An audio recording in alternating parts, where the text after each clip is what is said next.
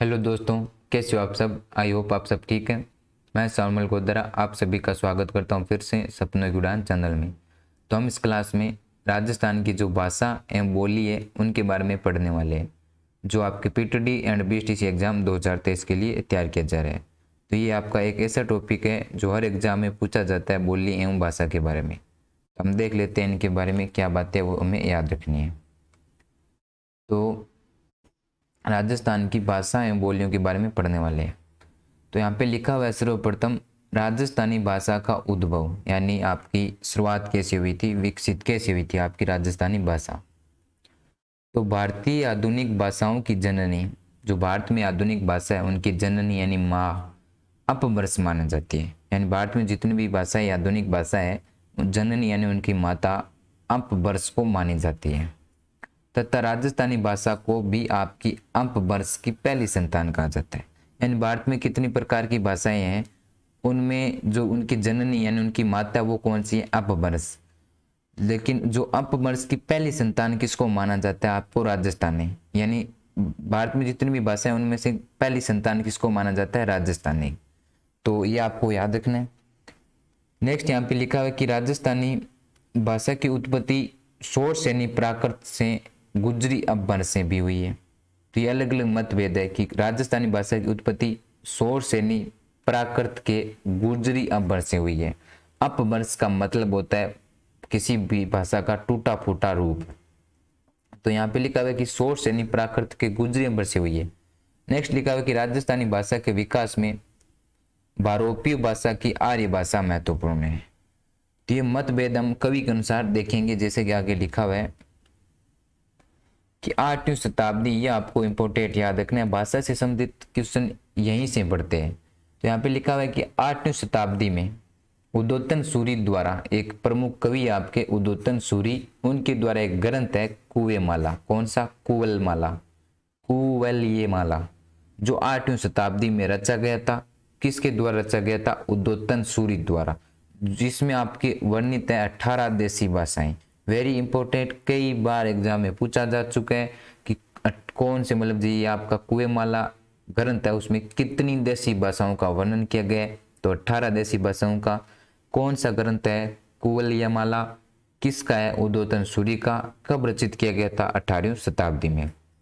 जिसमें आपकी 18 देसी भाषाओं में मरुवाणी को मरुदेश की भाषा के रूप में उल्लेख किया गया था। उसमें राजस्थान का नाम नहीं था, वहां पे मरुवाणी को मरुदेश की भाषा के रूप में उल्लेखित किया गया था। तो ज्यादा इंपॉर्टेंट आपको ये याद रखना है कि 18 देशी भाषाओं का वर्णन कौन से ग्रंथ में किया गया है। तो उद्योतन सूरी का कुवेलमाला, जो आपको 8वीं शताब्दी में रचा गया था। नेक्स्ट जो आपके अकबर के जो दरबारी विद्वान थे अबुल फजल, उनके द्वारा रचित ग्रंथ आपका आयन ए अकबरी। आपने इतिहास पढ़ा है अब तक, ये ग्रंथ तो आपको याद हो गए होंगे।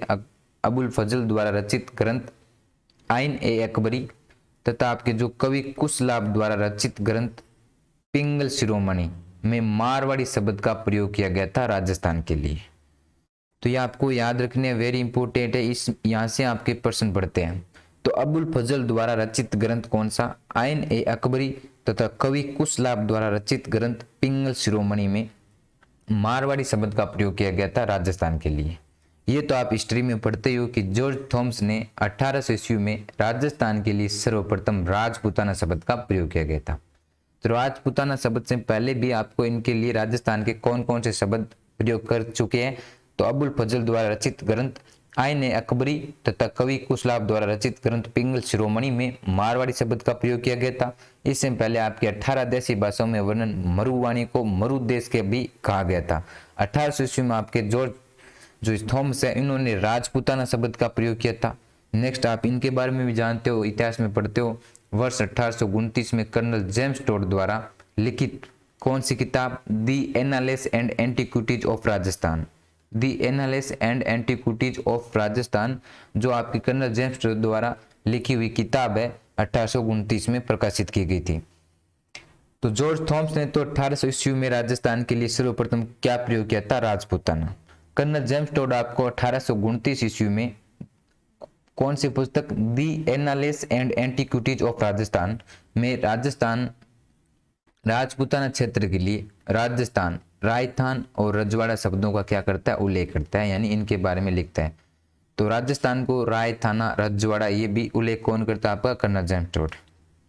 इसमें सर्वप्रथम किसी क्षेत्र विशेष के लिए राजस्थान शब्द का प्रयोग नहीं किया गया था, यानी अभी तक कोई क्षेत्र के लिए इस विशेष रूप से नहीं किया गया था, ये बस राज्यों के लिए राजस्थान, राजस्थान, रजवाड़ा किया गया था। नेक्स्ट आपके वर्ष 1912 में जॉर्ज अब्राहम ग्रियर्सन, ये आपको वेरी इंपॉर्टेंट याद रखना है भाई साहब, भाषा का ये याद रखना है। वर्ष 1912 में जॉर्ज अब्राहम ग्रियर्सन अपने प्रसिद्ध ग्रंथ, ये ग्रंथ भी कई बार पूछा जा चुका है, तो अपना प्रसिद्ध ग्रंथ कौन सा इनका, लिंग्विस्टिक सर्वे ऑफ इंडिया। तो ये आपको थोड़े मुश्किल लग रहे होंगे, लेकिन कई आप बार बार याद करोगे तो ये आसान हो जाएगा। तो वर्ष 1912 में जॉर्ज अब्राहम ग्रियर्सन ने अपने प्रसिद्ध ग्रंथ लिंग्विस्टिक सर्वे ऑफ इंडिया में सर्वप्रथम राजस्थान की भाषा के लिए राजस्थानी का नाम प्रयोग किया गया था। ये कई बार पूछा जा चुका है। वैसे तो हम देखते हैं कि सर्वप्रथम प्रयोग आपके जॉर्ज थॉमस करते हैं राजस्थानी शब्द का प्रयोग, लेकिन वो क्षेत्र के लिए करते हैं। आपसे ये पूछा जाएगा कि राजस्थानी भाषा के लिए राजस्थानी शब्द का प्रयोग कब, किसमें और किसने किया था, तो आपका 1912 में जॉर्ज अब्राहम ग्रियर्सन ने लिंग्विस्टिक सर्वे ऑफ इंडिया पुस्तक में किया गया था राजस्थानी भाषा में राजस्थानी शब्द का प्रयोग। तो ये आपको वेरी इंपोर्टेंट याद रखना है। नेक्स्ट आपका डॉक्टर जॉर्ज अब्राहम एवं पुरुषोत्तम मेनारिया ने राजस्थान भाषा की उत्पत्ति, जैसे कि मैंने आपको बता रहा हूं अभी कि भाषा की उत्पत्ति कैसे हुई, उद्भव कैसे हुआ, तो ये हम देख रहे हैं। तो जो जॉर्ज अब्राहम एवं पुरुषोत्तम मेनारिया दो, इनका मानना है कि राजस्थानी भाषा की उत्पत्ति आपकी सौर सैनी प्राकृत के नागरी अब्बर से होना बताइए। ये इंपोर्टेंट याद रखने, मत पूछे जाते हैं। तो डॉक्टर जॉर्ज अब्राहम एवं पुरुषोत्तम मेनारिया का तो मानना है कि राजस्थान भाषा की उत्पत्ति आपके सौर सैनी प्राकृत के नागरी अब्बर से हुई है। लेकिन आपके डॉक्टर जो एल.पी. टेसीटोरी, जो बीकानेर में रहे थे, अपनी पत्रिका इंडियन एंटीक्वेरी में राजस्थान की उत्पत्ति का विकास पर प्रकाश डाला था। उनके अनुसार इस भाषा का अस्तित्व 12वीं सदी के लगभग हो चुका है। Doctor L P. टेसीटोरी और इनके साथ में आपके माणिक्यलाल मुंशी, डॉक्टर मोतीलाल मेनारिया और कन्यालाल आदि ने राजस्थानी भाषा का विकास गुजरी अब्बर से हुआ माना है। तो डॉक्टर जॉर्ज अब्राहम एवं पुरुषोत्तम मेनारिया तो कहते हैं राजस्थानी भाषा की उत्पत्ति सौर सैनी प्राकृत के नागरी अपभर से हुई है। Doctor L P. Tessitori, Manikyalal Munshi, doctor Motilal Menaria एवं आपके पुरुषोत्तम मेनारिया नहीं है, मोतीलाल मेनारिया एवं कन्यालाल का मानना है कि राजस्थानी भाषा का विकास गुजरी अब्बर से ही हुआ है। नेक्स्ट आपका 17वीं सदी में राजस्थानी भाषा का विकास एवं स्वतंत्र भाषा के रूप में होने लगा था। राजस्थानी भाषा के विकास को निम्नलिखित चरणों में स्पष्ट किया जाता है, यानी 17वीं सदी के बाद में आपका राजस्थानी भाषा का विकास होने लगा था, स्वतंत्र रूप में आने लगी थी। तो किस प्रकार आपके चरण गुजरे राजस्थानी भाषा का, वो हम देखते हैं। तो पहले आपका गुजरी अपभ्रंश, जो आपकी 11वीं और 13वीं सदी में चली थी, यानी इस समय आपके जितने भी भाषा में जो भी ग्रंथ लिखे हुए थे वो कौन से थे, गुजरी अपभ्रंश में। बाद में आपकी चली थी प्राचीन राजस्थानी, जो 13वीं से 16वीं सदी तक चली। फिर आपकी मध्य राजस्थानी 16वीं सदी से 18वीं सदी तक। आधुनिक यानी अब वर्तमान में जो राजस्थानी है वो आपके 18वीं सदी से अब तक चल रही है। तो 1700 ईस्वी से 19 ईस्वी के मध्य के काल को राजस्थान भाषी का स्वर्ण काल माना जाता है। ये आपको इंपोर्टेंट याद रखना है कि राजस्थानी भाषा का स्वर्ण काल कब माना जाता है, 1700 ईस्वी से 19 ईस्वी के मध्य, क्योंकि इस समय आपके बहुत सारे राजस्थानी भाषा में ग्रंथ लिखे गए थे, इसलिए इनको 1700 ईस्वी से 19 ईस्वी के मध्य काल को राजस्थानी भाषा का क्या माना जाता है, आपका स्वर्ण काल माना जाता है। तो ये आपको इंपोर्टेंट, तो ये सदी याद रखनी है कि कौन से समय किस प्रकार चरण चले और कौन सा आपका स्वर्ण काल है, ये जरूर याद रखना है। 1700 से 19 ईस्वी के मध्य का आपका राजस्थानी भाषा का स्वर्ण काल माना जाता है। नेक्स्ट क्या पे लिखा हुआ है, नेक्स्ट लिखा हुआ है कि राजस्थान के विभिन्न अंचलों में अनेक प्रकार की भाषाएं बोली जाती है। अंचलों मतलब क्षेत्रों में। तो राजस्थान के विभिन्न क्षेत्रों में अनेक प्रकार की भाषाएं बोली जाती है, परंतु मुख्य रूप से मुख्य रूप से आपके राजस्थानी भाषा के दो रूपों में जाना जाता है। जैसे कि आपके राजस्थान में वैसे देखा जाए तो अनेकों प्रकार की बोली बोली जाती है, बोली बोल दो या भाषा बोल दो, बोली जाती है। लेकिन मुख्य रूप से हम दो रूप देखेंगे एक बार के लिए। एक तो आपका पश्चिमी राजस्थानी। कौन सा? पश्चिमी राजस्थानी। जो पश्चिमी राजस्थानी है वो भाषा की प्रतिनिधित्व चार बोली है। भाषा होती है, एक भाषा में बोली होती है, ठीक है, बोली की उप बोली होती है। इस प्रकार जैसे भाषा आपकी राजस्थानी, राजस्थानी भाषा में कौन कौन सी बोली बोली जाती है और उन बोलियों की होती है उप बोली। तो आप समझ गए होंगे कि ऊपर, जैसे कि मैं आपको बताऊं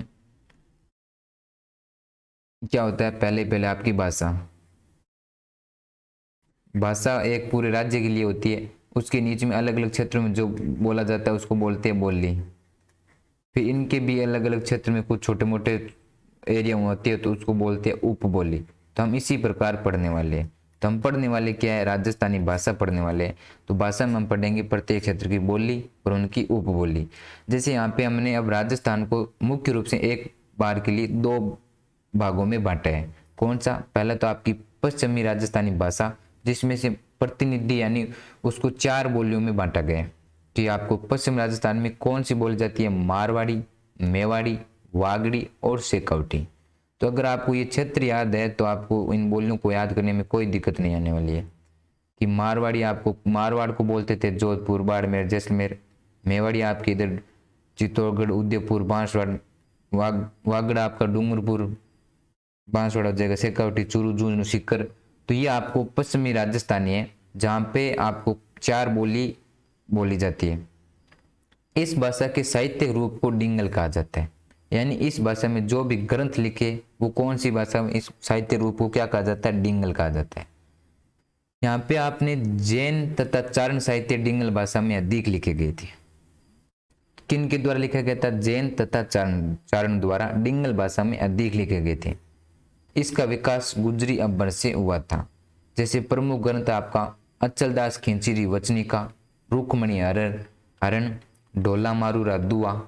तो ये सभी के सभी हमने पहले मुख्य रूप से दो प्रकार देख रहे हैं एक बार के लिए, पश्चिमी राजस्थानी और आपका पूर्वी राजस्थानी। तो पश्चिमी राजस्थानी में आपकी जो भाषा है पश्चिमी राजस्थानी, उसमें कितनी बोलियां हैं? चार बोली है मुख्य रूप से, मारवाड़ी, मेवाड़ी, वागड़ी और शेखावटी। और इस भाषा के साहित्यिक रूप को क्या कहा जाता है? साहित्यिक मतलब जो भी ग्रंथ लिखे गए वो कौन सी भाषा थी उस समय? तो डिंगल। तो जो भी पश्चिमी राजस्थानी था, जो आपका राजस्थान है उसमें जो पश्चिमी राजस्थानी था उसमें जो भी ग्रंथ लिखे गए थे उनको उस समय की कौन सी लैंग्वेज थी? डिंगल, ना कि मारवाड़ी, मेवाड़ी, वागड़ी, शेखावटी। साहित्यिक रूप को क्या कहा जाता था उस समय? डिंगल। और डिंगल लिखा था वो कौन से थे? तो जैन और चारण। ये आपको जरूर याद रखने। और जैसे आपको कुछ उदाहरण याद रख लेने, अचलदास खिंचरी वचनिका, रुक्मणी हरण और ढोला मारूरा दुआ। नेक्स्ट आपका पूर्वी राजस्थानी। नेक्स्ट 2 नंबर आपका पूर्वी राजस्थानी। ये किसने बांटा था ये भी हम आगे देखेंगे। तो पूर्वी राजस्थानी आपका भाषा का प्रतिनिधित्व ये भी आपकी चार बोली करती है। ढूंढाड़ी जो आपका जयपुर मुख्य मेन आता है इसमें, ढूंढाड़ी, आड़ोती, कोटा, बूंदी, झालावाड़, मेवाती, अलवर वाला, अहिरवाटी यानी राठी। तो ये मुख्य आपका क्या आता है? चार बोली आती है उसमें। उसमें भी चार ही बोली आती थी आपकी, मेवाड़ी, मारवाड़ी और आपकी वागड़ी। इसी प्रकार ढूंढाड़ी, हाड़ौती, मेवाती, अहिरवाटी। इस भाषा के साहित्यिक रूप को पिंगल कहा जाता है, उसको साहित्यिक रूप को डिंगल कहा जाता था। यहाँ पे भाट जाति के अधिकांश साहित्य पिंगल भाषा में लिखित है। वहां पे आपके जैन थे, चारण थे, यहाँ पे भाट जाति के अधिकांश क्या थे? साहित्य थे। इसका विकास आपका सौर सैनी अकबर से हुआ था और उसका आपका गुजरात। नेक्स्ट आपका, तो ये आपको कई बार पूछा जाता है इन दोनों को, आपका पश्चिमी राजस्थानी और पूर्वी राजस्थानी। ये आपको जरूर इंपॉर्टेंट याद रखना है कि इसका साहित्य रूप डिंगल था तो उसका पिंगल था। इसमें चार है तो उसमें भी चार थी। इन्होंने यहाँ पे आपके जैन तथा चारण थे, वहां पे आपके भाट थे। ये आपको वेरी इंपॉर्टेंट याद रखना है। इसको किसने बांटा था वो हम देख लेते हैं आगे। जैसे कि आपके ये पूर्वी राजस्थान, इनके प्रमुख ग्रंथ देखने हैं, विजयपाल रासो, वंश भास्कर, खुमान रासो, पृथ्वीराज रासो। यहाँ पर जो भी है लगभग रासो है। ये हम राजस्व के बारे में भी देखने वाले हैं कि राजस्व क्या होता है, ख्यात क्या होती है, सब देखने वाले हैं। नेक्स्ट, ये वेरी इंपॉर्टेंट याद रखना आपको भाषा के बारे में कि 21 फरवरी को राजस्थानी भाषा दिवस तथा 14 सितंबर को हिंदी दिवस मनाया जाता है। भाई साहब वेरी इंपॉर्टेंट याद रखना है आपको। तो 21 फरवरी को राजस्थानी भाषा दिवस मनाया जाता है, 14 सितंबर को आपको हिंदी दिवस मनाया जाता है, याद रखना आपको। राजस्थान की राजभाषा हिंदी तथा मातृभाषा राजस्थानी है। राजभाषा यानी पूरे राज्य की राजभाषा आपकी हिंदी है, वैसे राष्ट्रभाषा भी आपकी, और मातृभाषा यानी अपनी जननी माता राजस्थानी है आपकी। तो राजस्थान में एक ये आपकी ये कई बार पूछी जा चुकी है कि राजस्थान के जो संबंध में एक लोकोक्ति प्रचलित है कि 5 कोस पर पानी बदले 7 कोस पर वाणी, यानी आपको 5 कोस आप जैसे ही आगे जाओगे तो आपको वाणी में चेंजिंग मिल जाएगा। इतनी राजस्थान में क्या है, भाषाओं की विविधता आपको मिल जाएगी। 5 कोस पर पानी बदले 7 कोस पर वाणी, कि 5 कोस पर आपको पानी में भी चेंजिंग मिल जाएगा कुछ ना कुछ की खारा मीठा, और आपको 7 कोस पर वाणी मिल जाएगी चेंजिंग। तो ये राजस्थान के बारे में एक लोकोक्ति प्रचलित है। इसलिए आप देखो कि राजस्थान में बहुत सारी मिश्रित बोली बोली जाती है कि 5 कोस पर पानी बदले 7 कोस पर वाणी। तो बहुत सारी राजस्थान में भाषा बोली जाती है। नेक्स्ट आपका जैसे कि राजस्थानी भाषा का वर्गीकरण, जैसे कि मैंने बताया था कि ये किसने किया था वर्गीकरण, तो आपके जॉर्ज अब्राहम ग्रियर्सन और एक आपके डॉक्टर एलपी टेसीटोरी, इन दोनों का आपको दो ही मुख्य आपको याद रखने हैं। तो आपके डॉक्टर एलपी टेसीटोरी राजस्थानी भाषा के 2 प्रकार बताए थे जो हम पढ़ के आए थे, पूर्वी राजस्थानी और पश्चिमी राजस्थानी। जो मैंने अभी आपको पढ़ाया जस्ट ही, वो आपके किसके अनुसार बांटा गया है, डॉक्टर एलपी टेसीटोरी के अनुसार। इन्होंने 2 ही भागों में बांटा मुख्य रूप से, पूर्वी राजस्थानी और पश्चिमी राजस्थानी, जिसमें हमने देखा था कि 4-4 उनमें बोलियां थी और डिंगल पिंगल इस प्रकार साहित्य रूप थे, और चारण और इधर आपके भाटी थे। नेक्स्ट आपका जो जॉर्ज अब्राहम ग्रियर्सन है, इनकी जो पुस्तक है इंपोर्टेंट याद रखना आपको, लिंग्विस्टिक सर्वे ऑफ इंडिया। तो इन्होंने कितने भागों में बांटा आपका राजस्थानी भाषा को, 5 प्रकार बताए हैं। तो ये 5 प्रकार हम डिटेल से पढ़ेंगे बाद में। तो राजस्थानी भाषा के 5 प्रकार किसने बताया, आपके जॉर्ज अब्राहम ग्रियर्सन ने। 2 प्रकार आपके डॉक्टर एलपी टेसीटोरी के अनुसार है। तो इन्होंने 5 कौन कौन से बताए, उत्तर पूर्वी राजस्थानी, मध्य पूर्वी राजस्थानी, दक्षिणी पूर्वी राजस्थानी, पश्चिमी राजस्थानी और दक्षिणी राजस्थानी। तो ये इन्होंने 5 प्रकार बांटे हैं। तो आपको याद रखना है पूर्वी पूर्वी पूर्वी, एक बार उत्तर ले लेना है, एक दक्षिण ले लेना है, एक बार मध्य ले लेना है, बीच बाद में आपको एक पश्चिम राजस्थानी और एक दक्षिण राजस्थानी, इस प्रकार आपको 5 याद रखने हैं। तो पूर्वी पूर्वी यानी उत्तर पूर्वी, दक्षिण पूर्वी और मध्य पूर्वी, यानी उत्तर ले लिया पहले, बाद में बीच में मध्य ले लिया, फिर नीचे दक्षिण ले लिया। तो उत्तर पूर्वी, मध्य पूर्वी, दक्षिण पूर्वी। उसके बाद में हमने सीधा ले लिया पश्चिमी राजस्थानी और दक्षिणी राजस्थानी। तो जॉर्ज अब्राहम ग्रियर्सन ने राजस्थानी भाषा के 5 प्रकार बताए हैं, डॉक्टर एलपी टेसीटोरी ने 2 प्रकार बताए। तो यह आपकी राजस्थानी भाषा का वर्गीकरण था। तो राजस्थानी भाषा की प्रमुख बोलियां, तो 1 नंबर आपकी मारवाड़ी बोली, जिसका उत्पत्ति 8वीं सदी में सोर्स यानी प्राकृत के गुजरी अब्बर से हुई है।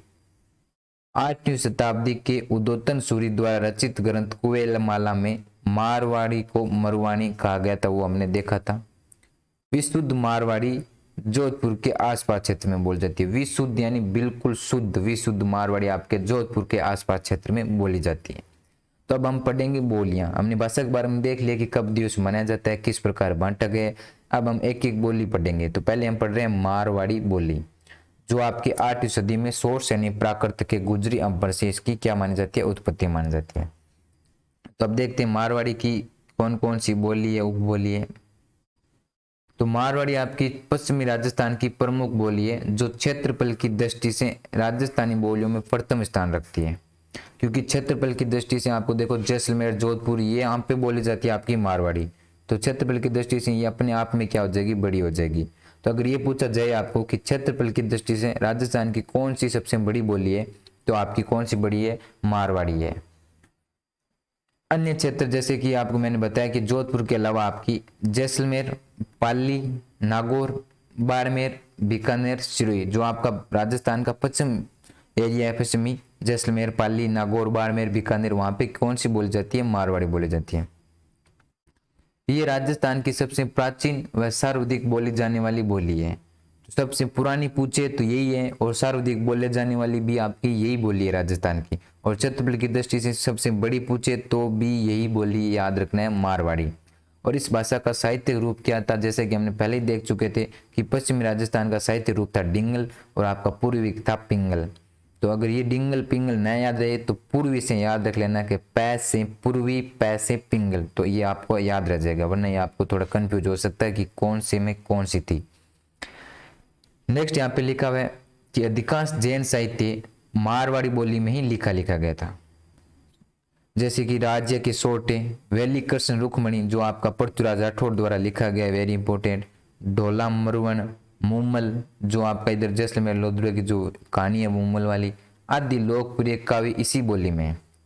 मारवाड़ी बोली में लिखे गए आपके जैन साहित्य के कौन कौन से ग्रंथ है, राज्य सोटे, वैली कृष्ण रुक्मणी, ढोला मरवन, मुमल आदि ये ग्रंथ इसी भाषा में लिखे गए आपके मारवाड़ी में। नेक्स्ट आपका उपबोलियां, यानी प्रमुख मारवाड़ी की उपबोली कौन कौन से, जैसे कि मैंने बताया पहले हमने भाषा देखी, भाषा के बाद में बोली, बोली की उपबोली। तो इनकी उपबोली आपकी मेवाड़ी, वागड़ी, शेखावटी, गोड़वाड़ी, थल्ली, नागौरी, देवड़ावाटी, खेराड़ी, बीकानेरी आदि।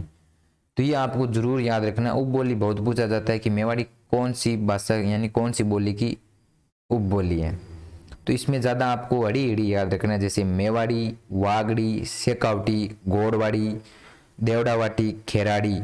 उसके अलावा दो आपको ऐसे याद रखना है कि थल्ली और बीकानेरी। तो आपको देखो एक जैसी मात्रा आ रही है, मेवाड़ी, वागड़ी, शेखावटी, गोड़वाड़ी, देवड़ावाटी, खेराड़ी, बीकानेरी, थल्ली, नागौरी, ये इनकी क्या उपबोली है। तो अब इनको एक एक करके हम पढ़ेंगे कि कौन से क्षेत्र में कौन सी बोली बोली जाती है। बोली मतलब ऐसे तो बोलूंगा मैं, उपबोली है ये। तो पहले हम देख लेते हैं मेवाड़ी उपबोली के बारे में। तो ये आपके मोतीलाल मेनारिया ने मेवाड़ी को मारवाड़ी की उपबोली माना है। मोतीलाल मेनारिया जो पहले आ चुके आपके, तो मोतीलाल मेनारिया ने मेवाड़ी को मारवाड़ी की उपबोली माना है। मेवाड़ क्षेत्र में बोली जाती है, उदयपुर, राजसमंद, भीलवाड़ा, चित्तौड़गढ़ जिलों में बोली जाती है। जैसे कि मैं आपको जब हिस्ट्री पढ़ते हो तो मेवाड़ की जो भौगोलिक स्थिति देखते हो तो इन्हीं जिलों में देखते हो आप, उदयपुर, राजसमंद, भीलवाड़ा, चित्तौड़गढ़, इन्हीं जिलों में आपकी कौन सी बोली जाती है, मेवाड़ी बोली बोली जाती है। यह आपके राजस्थान की दूसरी प्राचीन बोली तथा दूसरी महत्वपूर्ण बोली है। वैसे तो ये उपबोली में गिना जाता है मारवाड़ी, लेकिन जो आपकी दूसरी प्राचीन बोली कौन सी है, पहली तो आपकी मारवाड़ी है, दूसरी आपकी मेवाड़ी है, और दूसरी महत्वपूर्ण बोली कौन सी है, मेवाड़ी। नेक्स्ट देखते हैं इनके बारे में कौन सी बातें हैं। जैसे यहाँ पे लिखा हुआ है कि कुम्मा द्वारा रचित कीर्ति स्तंभस्ती में मेवाड़ी बोली का प्रयोग किया गया है। मेवाड़ी भाषा में सर्वाधिक लोक साहित्यों की रचना की गई है। ये इंपोर्टेंट याद रखना है कि मेवाड़ी बोली में ए और ओ की ध्वनि का विशेष प्रयोग किया जाता है, कि मेवाड़ी बोली में ए और ओ की ध्वनि का क्या किया जाता है, विशेष। दावड़ी आपके उदयपुर की एक बोली है, ये आपको वेरी इंपॉर्टेंट याद रखना, कई बार पूछा जा चुका है कि दावड़ी कहाँ बोली जाती है, तो ये आपकी एक उपबोली है दावड़ी। नेक्स्ट देखते हैं हम 2 नंबर हम बात करते हैं वागड़ी। वागड़ी आपकी डूंगरपुर तथा बांसवाड़ा में बोले जाने वाली प्रमुख बोली है। वागड़ी जैसे हम वागड़ क्षेत्र देखते हैं कि डूंगरपुर और बांसवाड़ा को क्या कहा जाता है, वागड़, तो बस उसी क्षेत्र पे इसका नाम पड़ा हुआ है वागड़ी। तो डूंगरपुर तथा बांसवाड़ा में बोले जाने वाली एक बोली है। ये आपको याद रखना, कई बार पूछा जा चुका है। इस बोली पर मेवाड़ी तथा गुजराती बोली का प्रभाव है, क्योंकि एक और आपका मेवाड़ है, दूसरी ओर आपका गुजरात है, तो बिल्कुल ओबियसली पढ़ना प्रभाव पड़ेगा ही, क्योंकि आप जानते हो कि नीचे नीचे आपका आता है डूंगरपुर, ये बांसवाड़ा, इसके नीचे साइड आपका कौन सा राज्य लगता है, गुजरात, ऊपर कौन सा लगता है, मेवाड़। तो मेवाड़ लगता है ऊपर, तो इसलिए मेवाड़ी का प्रभाव होगा, नीचे आपके गुजराती लगता है, इसलिए इस पर आपका मेवाड़ी और गुजराती बोली का क्या प्रभाव है। इसमें आपके क्या किया जाता है, च और छ का उच्चारण स किया जाता है वागड़ी में। जहाँ पे आपको च बोलना होगा, जैसे चम्मच, वहां पे ये कहेगा सम्मच, इस प्रकार बोलेंगे सम्मच। च और छ जहां भी आएंगे वहां ये क्या इस्तेमाल करेंगे, स। जैसे छत्ता को कहेंगे सत्ता, ये इस प्रकार क्या करेंगे, इस्तेमाल करेंगे। नेक्स्ट आपका इस बोली में प्रकाशित साहित्य का लगभग अभाव है। इस बोली में जो साहित्य का क्या लगभग अभाव है, इसमें ज़्यादा कोई मतलब साहित्य नहीं रचा गया है। ये वेरी इंपॉर्टेंट याद रखना आपको। जो मुख्य आपके जॉर्ज अब्राहम ग्रीसन है भाषा के प्रमुख, उन्होंने इस बोली को बिल्ली बोली कहा है। तो ये बड़ा चढ़ाकर पूछा जाता है एग्जाम में कि कौन सी बोली को बिल्ली बोली कहा जाता है, तो जॉर्ज अब्राहम ग्रीसन के अनुसार वागड़ी बोली को। तो इसमें आपको रट्टा नहीं मारना है, क्योंकि डूंगरपुर और बांसवाड़ा में आपके ज़्यादातर भील निवास करते हैं पहाड़ों पे, तो इसलिए उनको क्या कहा जाता है, बिल्ली बोली कहा जाता है। और ये किसने कहा था, जॉर्ज अब्राहम ग्रीसन ने। नेक्स्ट आपका खेराड़ी। तो खेराड़ी आपकी ये बोली ढूंढाड़ी यानी मेवाड़ी और आड़ोती का मिश्रण है। ढूंढाड़ी यानी आपकी जयपुर में बोली जाती है, ये मेवाड़ी जैसे मैंने बताया उदयपुर भीलवाड़ा इनमें बोली जाती है, आड़ोती यानी कोटा बूंदी बारा झालावाड़, इन तीनों का मिश्रण है खेराड़ी। जो आपका प्रमुख क्षेत्र है शाहपुरा भीलवाड़ा और बूंदी में। ये मीणाओं की प्रिय बोली है, ये आपको इम्पोर्टेंट याद रखना है कि ये मीणाओं की प्रिय बोली है खेराड़ी। जो ये बोली आपकी ढूंढाड़ी मेवाड़ी और आड़ोती का क्या मिश्रण है। प्रमुख क्षेत्र आपका शाहपुरा भीलवाड़ा और याद रखना है और बूंदी। नेक्स्ट आपका शेखावटी। जैसे कि मैंने क्षेत्र में बताया था कि शेखावटी में सीकर चूरू झुंझुनू आते हैं। तो सीकर चूरू व झुंझुनू हनुमानगढ़ सूरतगढ़ तथा गंगानगर क्षेत्र में बोली जाती है। हनुमानगढ़ ऊपर वाला है श्री गंगानगर, हनुमानगढ़ गंगानगर की ये तहसील है सूरतगढ़, जो अब वर्तमान में जिला बनाया जा रहा है। तथा इस पर आपकी मारवाड़ी व ढूंढाड़ी का प्रभाव देखा जाता है। शेखावटी में मारवाड़ी जो खुद की बोली है इसकी, और ढूंढाड़ी का क्या देखा जाता है, प्रभाव देखा जाता है। नेक्स्ट आपका गोड़वाड़ी। तो गोड़वाड़ी आपके लूनी नदी के बालोतरा के बाद अफवाह तंत्र को गोड़वार प्रदेश कहते हैं। इस क्षेत्र में बोली जाने वाली गोड़वाड़ी कहलाती है। तो आपके जो बाड़मेर में बोली जाती है स्पेशल, जो लूनी नदी के बालोतरा, जो बालोतरा बाड़मेर में पड़ता है, वहां के बाद जो अफवाह तंत्र यानी जो लूनी नदी आपकी मिट्टी हो जाती है, खारी हो जाती है, पहले मिट्टी होती है बालोतरा के बाद खारी हो जाती है, उस तंत्र को क्या बोला जाता है, अफवाह तंत्र। मतलब होता है जहां पर नदी का बहाव क्षेत्र हो उसको अफवाह तंत्र कहते हैं। तो उस प्रदेश को क्या कहते हैं, गोड़वाड़ प्रदेश। वहां पर जो बोले जाने बोली है उसको क्या कहते हैं, गोड़वाड़ी। जैसे यहाँ पे लिखा हुआ है, ये मुख्यतः जालोर पाली व सिरोही क्षेत्र में बोली जाती है। तो जालोर पाली व सिरोही क्षेत्र में बोली जाती है। इसका प्रमुख केंद्र बाली पाली में है। बाली आपकी एक तहसील है पाली की, तो बाली पाली में या जो भी है बाली पाली में है। ये आपको याद रखना है। जो नरपति नाले द्वारा बिसल देवरासो नामक ग्रंथ इसी भाषा में रचित है। वेरी इंपॉर्टेंट, क्योंकि ये पूछा जाता है कि गोड़वाड़ी में कौन सा ग्रंथ रचित है, तो आपका नरपति नाले द्वारा बिसल देवरासो नामक ग्रंथ इसी भाषा में रचित है। नेक्स्ट आपका देवड़ावाटी। तो ये देवड़ा मतलब नाम से पता चलता है, देवड़ा आपके सिरोही में होता है, देवड़ा शासक थे। तो ये सिरोही के देवड़ा शासकों की बोली है। इसका प्रमुख क्षेत्र सिरोही है, उपनाम सिरोही बोली है। तो ये आपको इसमें क्या याद रखना, देवड़ावाटी सिरोही में। अगर आपने इतिहास ढंग से पढ़ा है तो इसमें तो याद रखने वाली कोई बात ही नहीं है कि सिरोही के देवड़ा शासकों पर ये देवड़ा बोली है। थली बोली आपके बीकानेर के आसपास बोली जाती है। थली यानी आपके बीकानेर में बोली जाती है। ये आपकी डाटी बोली ये आपके बाड़मेर क्षेत्र में बोली जाती है। ये आपको इंपॉर्टेंट याद रखना है क्योंकि पूछा जाता है इसके बारे में। तो डाटी बोली ये आपके बाड़मेर में क्षेत्र में बोली जाती है। नेक्स्ट आपका बी नंबर ढूंढाड़ शैली बोली। तो ढूंढाड़ बोली यानी जयपुर में बोली जाती है। ये कौन सा देख लेते हैं। जैसे कि ढूंढाड़ बोली का सबसे प्राचीनतम प्रमाण 18वीं सदी के ग्रंथ 8 देश गुजरी नामक ग्रंथ में मिलते हैं। ना आपकी ढूंढाड़ी बोली है का सबसे प्राचीनतम प्रमाण 18वीं सदी का ग्रंथ कौन सा, 8 देश गुजरी नामक ग्रंथ में मिलता है। इनके उपनाम झारसाई बोली या जयपुरी बोली है। जैसे कि हम आप इतिहास में पढ़ते होंगे कि जयपुर शाही जो भी झारसाई नाम आता है वहां पे जयपुरी शामिल होता है, क्योंकि उनके झंडे में उस प्रकार थे, वो आप इतिहास में देखते हो। ये आपके पूर्वी राजस्थान की प्रमुख बोली है, बिल्कुल पूर्वी राजस्थान की प्रमुख बोली है। इसमें प्रमुख क्षेत्र आपके जयपुर, आमेर, दौसा, टोंक, किशनगढ़ आदि आते हैं। ढूंढाड़ी में आपके जयपुर, आमेर, दौसा, टोंक और किशनगढ़ आदि आते हैं। इस बोली पर ब्रज और गुजराती भाषा का प्रभाव है। तो ब्रज और गुजराती भाषा का प्रभाव है। तो देखो ब्रज तो उधर यूपी में पास में पड़ता है जयपुर, तो उसका प्रभाव है, गुजराती भाषा का प्रभाव भी इसमें साथ में है। संत दादू एवं उनके शिष्यों की रचना इसी भाषा में रची गई है। ये आपको वेरी इंपॉर्टेंट याद रखना, जैसे कि हम आगे क्लास में पढ़ेंगे संत एवं संप्रदाय के बारे में। तो जो संत दादू एवं उनके शिष्य की जो रचनाएं थे वो इन्हीं भाषा में रची गई थी। कौन सी? ढूंढाड़ी बोली में। नेक्स्ट इनके बारे में कौन सी बात है,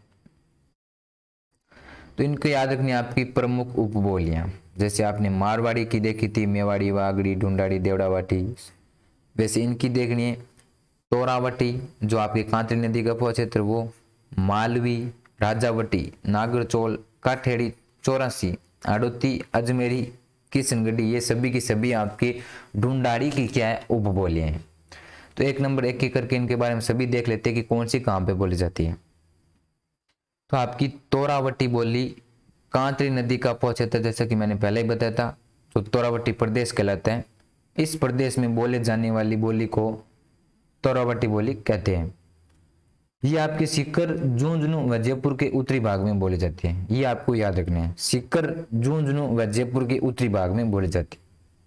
यानी ऊपर आपका सीकर हो गया, झुंझुनू हो गया, और जयपुर का क्या ले लिया? उत्तरी भाग ले लिया। मैप से जोड़ो, आप भाषा को अच्छे से याद होगी आपके।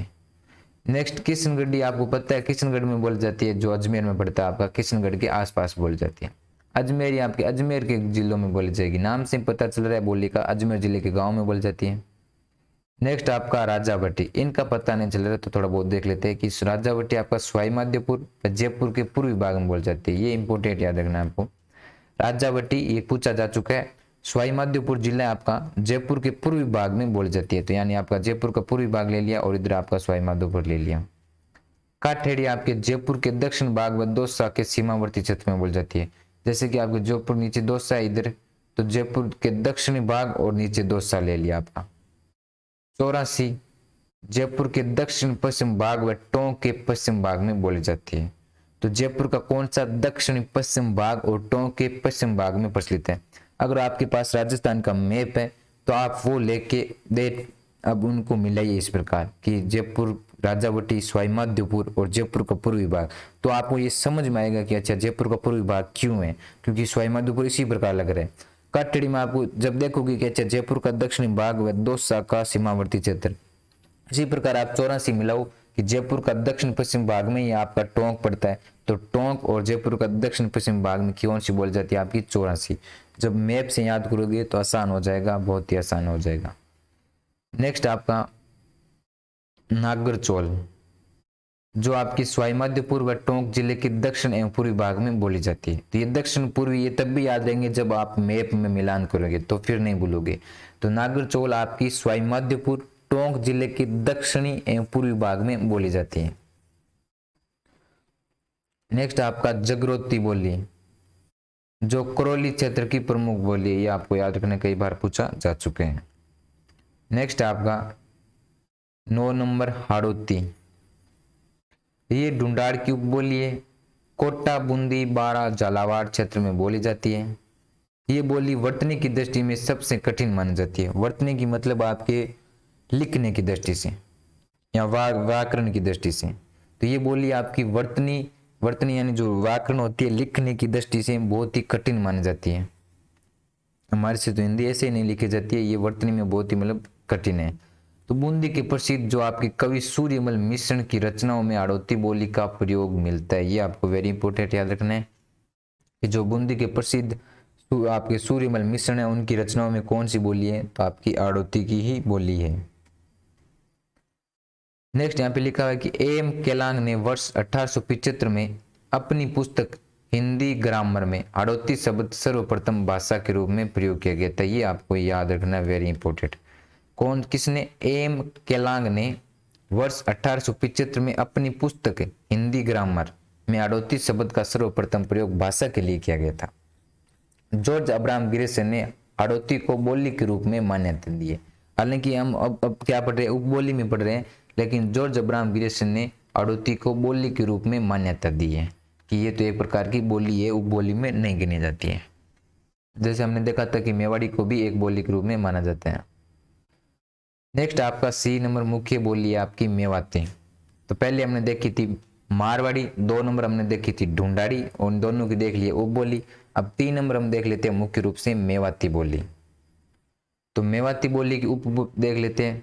तो मेवात का क्षेत्र कौन सा था आपका, अलवर, भरतपुर, धौलपुर, करौली। जो आपका मेवात क्षेत्र है अलवर, भरतपुर, धौलपुर और करौली पूर्वी क्षेत्र में बोले जाते हैं, क्योंकि ये सभी के सभी पूर्व में पड़ते हैं आपके राजस्थान के। तो मेवाती बोली, इस पर ब्रज भाषा का प्रभाव देखा जाता है, क्योंकि ब्रज भाषा आपके यूपी में बोली जाती है, उत्तर प्रदेश तो उधर आपका पास में पड़ते हैं भरतपुर, धौलपुर, तो उन पर क्या है, ब्रज भाषा का प्रभाव है। मेव जाति के मुसलमानों द्वारा बोली जाती है। जो मेव जाति के मुसलमान होते हैं उनके द्वारा ये बोली जाती है। साहित्य की दृष्टि से ये बोली समृद्ध है, यानी विकसित बोली है ये आपकी मेवाती। जैसे आपके संत लालदास जी, संत चरणदास जी, सहजोबाई, जो सहज प्रकाश, 16 तिथि, दयाबाई यानी दया बोध, विनय मालिका व डूंगर सिंह आदि की रचना इसी बोली में रची गई है। तो ये हम संत जब पढ़ेंगे तो संत लालदास जी, संत चरणदास जी, सहजोबाई जिन्होंने आपका 2 ग्रंथ लिखे हैं, सहज प्रकाश, 16 तिथि, दयाबाई जिन्होंने लिखा है दया बोध, विनय मालिका, ये सभी के सभी आपके ग्रंथ मेवाती बोली में रचे गए हैं। तो ये आपको याद रखना है। नेक्स्ट देखते हैं हम मेवाती बोली की उपबोली देख लेते हैं। तो मेवाती की कोई उपबोली नहीं है, आपको याद रखना है। नेक्स्ट आपकी मालवी बोली। तो 4 नंबर आपकी मालवी बोली, जो ये मधुर व्याकरण प्रिय है, यानी बोलने में अच्छी लगती है, कान को मतलब ये चुभती नहीं है, इस प्रकार कर्ण प्रिय है। जो आपकी कोटा, झालावाड़, भैंसरोडगढ़ जो आपका चित्तौड़गढ़ में पड़ता है, वह प्रतापगढ़ के क्षेत्र में बोली जाती है। जो मालवा के राजपूतों द्वारा बोले जाने वाली ये बोली है, इंपॉर्टेंट याद रखना है। जो मालवा के राजपूत है उनके द्वारा बोली जाती है, क्योंकि मेवाड़ के पास में इधर आपका मालवा पड़ता था, वहां पे जो मालवा के राजपूत है उनके द्वारा कौन सी बोली जाती है, आपकी मालवी बोली बोली जाती है। इस बोली पर आपके गुजराती व मराठी भाषा का भी न्यूनाधिका प्रभाव देख जाता है। न्यूनाधिका मतलब कुछ ना कुछ, मतलब थोड़ा प्रभाव देखने को मिलता है मराठी और गुजराती भाषा का। उपबोलियां याद रखनी आपको, निमाड़ी व रागड़ी, ये वेरी इंपॉर्टेंट याद रखना है कि मालवी बोली की उपबोली कौन सी है, निमाड़ी व रागड़ी। तो निमाड़ी बोली कहाँ पे बोली जाती है, आपकी दक्षिणी राजस्थान, डूंगरपुर और बांसवाड़ा और उत्तरी मालवा क्षेत्र में बोली जाती है, वेरी इंपॉर्टेंट। इसे दक्षिणी राजस्थानी बोली भी कहा जाता है, निमाड़ी बोली को दक्षिणी राजस्थानी बोली। रागड़ी बोली मालवी और मारवाड़ी का मिश्रण है। मालवा के राजपूतों की कर्कश बोली है, यानी कानों को चुभने वाली कर्कश बोली है, कड़वी बोली है ये आपकी। तो ये आपकी निमाड़ी और वागड़ी हो गई, उनकी उपबोली कहाँ बोली जाती है। नेक्स्ट आपका अहिरवाटी या राठी बोली। तो अहिर जाति द्वारा बोले जाने वाली बोली आपकी अहिरवाटी या राठी बोली कहलाती है। इसको राठी, हिरवाल या हिरावाटी बोली भी कहते हैं। तो अलवर की जो आपकी मुंडावर तहसील तथा बहरोड तहसील व जयपुर की कोटपुतली तहसील तथा किशनगढ़ के पश्चिम भाग में बोली जाती है। तो कोटपुतली तो जिला बनने जा रहे हैं। तो अलवर के मुंडावर तथा बहरोड तहसील, जयपुर की कोटपुतली तहसील तथा किशनगढ़ के पश्चिम भाग में बोली जाती है। तो अब आपको ज्यादा टेंशन नहीं लेना है कि अब न्यू जिला बन रहे हैं, तो अब हमें यही पूछे जाएंगे पुराने वाले ही। तो अलवर के मुंडावर और न्यू बन जाएगा, तो ज्यादा कोई चेंज नहीं होगा। तो अलवर की मुंडावर तथा बहरोड तहसील व जयपुर की कोटपुतली तहसील में कौन सी बोली जाती है, आपकी अहिरवाटी यानी राठी बोली जाती है। तो ये बोली आपके हरियाणा की बागरू और राजस्थानी की मेवाती बोली की मिश्रित बोली है ये आपकी। इसी भाषा में जोधराज का मीर रासो, शंकरराव का भीमविलास और आपके अली बख्श की ख्याल, जो आप ख्याल वेरी इंपॉर्टेंट आपकी अली बख्श की ख्याल नामक नाट्य लिखे हुए हैं। इसी भाषा में लिखे हुए आपके जोधराज का मीर रासो, शंकरराव का भीमविलास और अली बख्श की ख्याल। तो थैंक्स फॉर वाचिंग क्लास। अगर आपको क्लास पसंद आई हो तो लाइक कीजिए एंड चैनल को सब्सक्राइब कीजिए ऐसी क्लासें देखने के लिए। तो क्लास देखने के लिए थैंक यू।